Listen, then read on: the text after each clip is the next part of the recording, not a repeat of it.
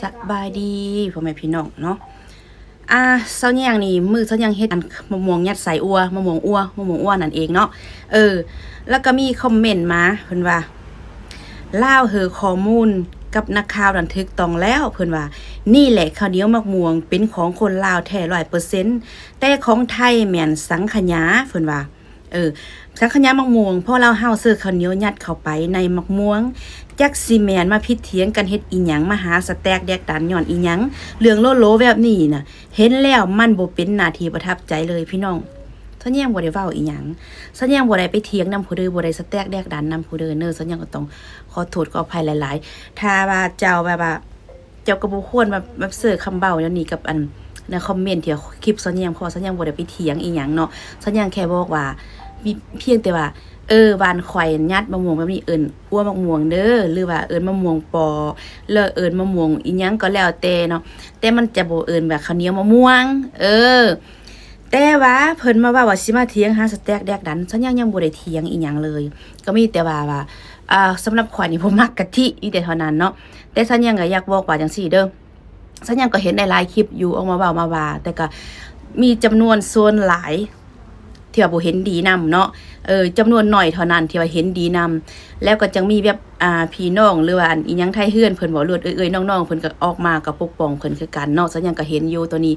แต่ว่าเนื้อนำสัญญาผู้นึงก็จังได๋ก็ถึกด่ามาแล้วสัญญาก็เลยขอประกอบส่วนความคิดความเห็นนำเด้อซะเนาะก็บ่ว่านำกันทุกคนสามารถประกอบส่วนความคิดความเห็นได้แม่นบ่บ่ว่าแต่คนจนคนทุกข์คนรวยคนรวยประกอบได้บ่ผิดเด้อพี่น้องเด้อประกอบได้เมื่อเจ้าเปิดเป็นที่สาธารณะให้คนพังคนรับรู้แล้วมันก็คันปากอยากเว้าอยากว่าเห็นคนมันอยากเว้าอยากว่าว่านี่เมื่อท่านยังเอามะม่วงออกมากินแบบนั้นแล้วก็ถึกด่าไปแล้วอ้าวถึกด่าตึมวันนึงแล้วก็ขอมาเว้าเลยซะสิถึกเว้าให้มันสมเจอซะว่าสิเนาะก็คือว่าจังซี่เนาะคือเอื้อยเพิ่นนั่นออกมารายการที่เว้าเนาะเรื่องข้าวเหนียวมะม่วงอันนี้น่ะก็ถือว่าเพิ่นเผยแพร่วัฒนธรรมเรื่องทางด้านการอาหารบ่หรือว่าเป็นการนุ่งถือคือเพิ่นก็นุ่งเครื่องผ้าเวียงสะพายก็เป็นลาวๆออกไปอันนี้ก็คือเป็นการดีอีกเรื่องนึงเนาะที่ว่าเพิ่นเผยแพร่วัฒนธรรมลาวเพื่อเพิ่นก็อยากสร้างชื่อเสียงสังคมลาวผู้คนลาวอยู่ทางลาวในหรือลาวนอกอีหยังประมาณนี้เนาะแต่ว่าแต่ฉันยังบ่ฮู้ว่าเพิ่นนี่มันเป็นอีหยังมาแต่ว่าเห็นพี่น้องเพิ่นมาปกป้องเพิ่นเท่านั้นเนาะมาปกป้องเพิ่นว่าเพิ่นก็มีความรู้หลายอยู่บ่แม่นเพิ่นบ่ฮู้อีหยังอันนั้นอันนี้มาหั่นเนาะทุกคนหั่นน่ะพี่น้องเจ้าสิฮู้สิเก่งมาส่ำใดก็อย่าถ้าเจ้าบ่คิดบ่ไต้ตองที่ถวดน่ะเจ้าก็พลาดคือกันเด้อพี่น้องเด้อพลาดคือกันย้อนว่าหยังจังซี่เนาะบางทีนี่ลาวก็จะมีสมาคมมีกลุ่มมีกวนเราคือกันเรื่องประเภทอาหารเพราะลาวก็ต้องเก่งอยู่ในระดับใดระดับหนึ่งลาวจึงสามารถขึ้นไปออกรายการตัวนั้นได้ลาวก็บ่แม่นธรรมดาเนาะบ่ธรรมดาเราถึงจึงเข้าไปอยู่จุดนั้นได้คนธรรมดาคือเฮาก็บ่มีความสามารถเข้าไปจุดนั้นได้นะพี่น้องเนาะแต่ว่าจะเก่งส่ำใดก็อย่าเรื่องซับสำนวนคำเว้าของเจ้าหั่นน่ะเจ้าบ่ไต้บ่ตีบ่ตองละเอียดหรือว่าเจ้าบ่ไปปรึกษาผู้อื่นบ่หรือว่าบ่ปรึกษาหลายคนบ่คำเว้าว่าข้าวเหนียวมักม่วงนี่เจ้าก็ฮู้อยู่แล้วมันบ่มีแต่ลาวเดียวบ่มีแต่ลาวเท่านั้นที่กินที่เฮ็ดได้เพื่อนบ้านบ่ว่าเพื่อนบ้านทั้งนั้นทั้งนี้ก็หลายประเทศก็เฮ็ดได้คือกันต่างแต่ว่าเฮาต้องมาคำนี้ทำทวนลืมเจ้าต้องไปถามหลายคนว่าความคิดความเห็นเจ้าจิออกในเวทีระดับโลกเจ้าต้องซื้อคำศัพท์สำนวนคำเว้าที่มันที่แบบละเอียดอ่อนก่อนนี้หรือว่าเจอข้อมูลที่มันชัดเจนที่ว่ามันบ่ไปตรงถึงจิตใจของคนอื่น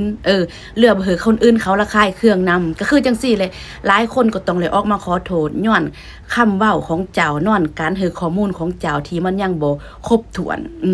ที่เล่าเว้าออกมาน่ะมันก็บ่ได้ผิดทั้งหมดแล้วก็บ่ได้ทึกทั้งหมดเนาะก็บ่ได้ติแล้วแต่ว่าก็ย้อนความที่ว่าเรา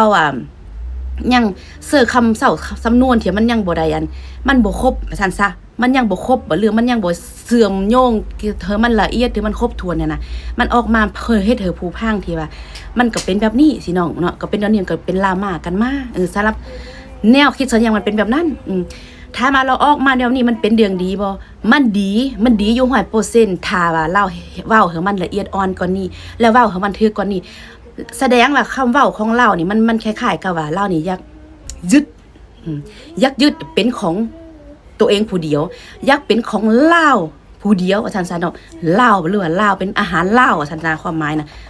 บ่อยากแบบบ่แม่นของคนอื่นนี่นะเรื่องว่าของผู้ใดสิกินผู้ใดเฮ็ดหยังก็อย่าแต่ว่าตอนนี้ข้อยสิเอามาเป็นของข่อยซะก่อนเพราะว่าตอนนี้ข่อยมีโอกาสขึ้นมาเว้าอยู่ในเวทีรายการดังเนาะนี่ประมาณนี้หั่นนะเราอาจจะเป็นแบบนั้นแล้วหรือว่าเราได้จังหวะได้โอกาสของเราเนาะ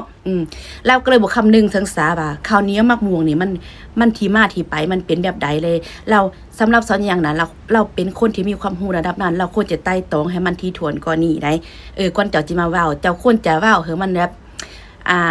จะมีความแบบว่าถ่อมตนหน่อยนึงเกี่ยวกับการเครดิตอันทางเพิ่นหวานได้บ่ถึงว่าแนวนั้นแนวนี้มันแน่นอน 100% อยู่แล้วว่าเรื่องการเฮ็ดข้าวเหนียวมะม่วงว่าคนลาวมันก็บ่ได้ปรุงแบบนั้นอยู่แล้วรสชาติตั้งแต่ที่แรกมาแล้วไผๆก็ฮู้หลายคนส่วนเยอะเนาะบ่แม่นทุกคนส่วนเยอะผู้เลิกก็ฮู้อยู่แล้วจังซี่นะถามว่าแม่นของผู้เด้อบ่แม่นผู้เด้อเป็นเจ้าของบ่เดี๋ยวนี้มันบ่มีว่าผู้เด้อเป็นเจ้าของใดซะนั่นเจ้าสิเว้าว่าเป็นของผู้ใดผู้หนึ่งบ่ได้สำหรับส่วนยังมันคือเป็นแบบนั้นถ้ายังไปวันนั้นปานนี้ก็เห็นมีผู้นั้นผู้นี้ก็มีผู้นั้นผู้นี้ก็มีสามบาทเรื่องมาข้าวเหนียวนั่นโอเคคนลาวเป็นลูกข้าวเหนียวคนลาวเป็นลูกข้าวเหนียวอันนี้มัน 100% อยู่แล้วแต่มันมีคำอื่นมาเสื่อมโยงต่อเด้ซะนั้นเฮาก็ต้องคิดถึงคนอื่นที่มันจะเสื่อมโยงมาคำเบ้าของเฮาแน่อีหยังประมาณนี้หั่นนะแต่เฮาบ่ได้แต่สำหรับยังบ่ได้คิดว่าตัดสินว่าผู้ใดแม่นของผู้ใดเด้อเพราะว่ามันเป็นวัฒนธรรมร่วมกันเรื่องการอยู่การกินทางไทยนี่เขาเก่งเรื่องเงินการตลาดเรื่องการโฆษณาอันนั้นนี่มันจะเด่นจะดังเรื่องนี้เขาก็จะว่าขึ้นเวทีมาจากเท่าใดแล้วเรื่องข้าวเหนียวมะม่วงบ่จักว่านักร้องบ่จักว่าดาขึ้นมากินโซอยู่เวทีได้รับรู้มันก็จักเท่าใดแล้วก็ต้องนักเท่าใดแล้วมาสินะเฮาก็ควรคำนึงถึงตรงนี้เด้เพราะมันก็สิมาแบบปะทะกันหน่อยนึงก็จะเป็นดราม่ากันคือที่เห็นนี่แหละก็ย้อนว่าเหตุการณ์บาดมาบ่ละเอียดบ่ละเอียดมีแต่คิดแต่อันนี้มันแม่นต้องแม่นเฮาเวทีของเฮาต้องเว้าแบบนี้อย่างเดียวหั่นนะก็เลยบ่ได้คิดออบขอบหน่อยนึงมันก็เลยสิเป็นแบบนี้สำหรับสอนยังคิดมาเนาะหรือว่าเราสิจงใจบ่อันนั้นก็บ่ฮู้กับเขาเด้อคือเดี๋ยวนี้ข่อยอยากเว้านะข่อยอยากมาเว้าคัดแยงอันนี้ก็บ่ฮู้พิธีของเขาก็บ่ฮู้เนาะแต่ว่าคันเจ้าคิดว่าที่คันหยังนั้นมันก็บ่ได้เพราะว่าลาวน่ะมันบ่แม่นแต่เจ้าดิมันหลายคนน่ะพี่น้องหลายคนมื้อนี้เขาพังเขายินน่ะมันก็เครื่องเจอเขาก็คั้นปากอยากเว้าอยากมาเสือกอยากมาเว้าอยากมาว่านำแล้วนี่เนาะเจ้าจิปล่อยคือบ่เป็นเด้อหรอกปานสิน่ะมันก็เป็นไปบ่ได้พี่น้องเพราะโลกโซเชียลเดี๋ยวนี้มันปุ๊บปั๊บอยู่แล้วสิหั่นน่ะซะนั่นเฮ็ดอะเลยก็อย่าเฮาก็ต้อง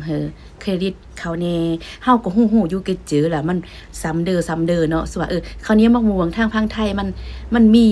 เครดิตซ้ำเด้อคราวนี้มะม่วงทางภาคลาวหรือว่ามะม่วงเฮายัดใส่เจ้าเว้าอยู่ว่าข้าวเหนียวมะม่วงแม่นมะม่วงยัดโบกแม่นมะม่วงแม่นมะม่วงอันนั้นอันนี้แต่ว่าเฮาบ่ได้เอิ้นคำนั้นเด้เนาะมันบ่มีแบบนั้นเด้ก็คือสิเนาะแต่กี้บ่ได้มีเด้ว่าจะเอาใบเตยมาต้มมาเคี่ยวเสื้อกะทินั้นมันก็บ่มีนะซะนั้นเฮาก็ต้องแบบว่าต้องแบบมันรอบขอบหน่อยนึงก่อนที่เฮาจะขึ้นเวทีโลกอีหยังประมาณนี้นะเนาะคือเฮาผู้นำผู้น้อยดอกนี่เฮาก็ประกอบความคิดเห็นเล็กน้อยเดี๋ยวนี้ก็บ่ต้องแบบดราม่ากันเพราะว่าทุกคนประกอบความคิดความเห็นได้ในทางที่เฮาคิดของเฮาว่าซั่นๆเนาะก็บ่ว่ากันทุกคนก็สามารถประกอบความคิดความเห็นได้ผู้เด้อคิดเนาะก็ว่ากันมาเนาะพี่น้องเนาะสำหรับสอนยังก็ถือว่าบ่ได้ว่าผู้เด้อผิดหมดเนาะบ่ได้ว่าเรานั้นผิดทั้งหมดเราก็เฮ็ดดีที่สุดของเราแล้วแต่บางทีเราอาจจะพลาดอยู่น้อยนึงเรื่องคำศัพท์สำนวนคำเว้าหันหลักของเราก็เท่านั้นเองเนาะthank you หลายๆเด้อ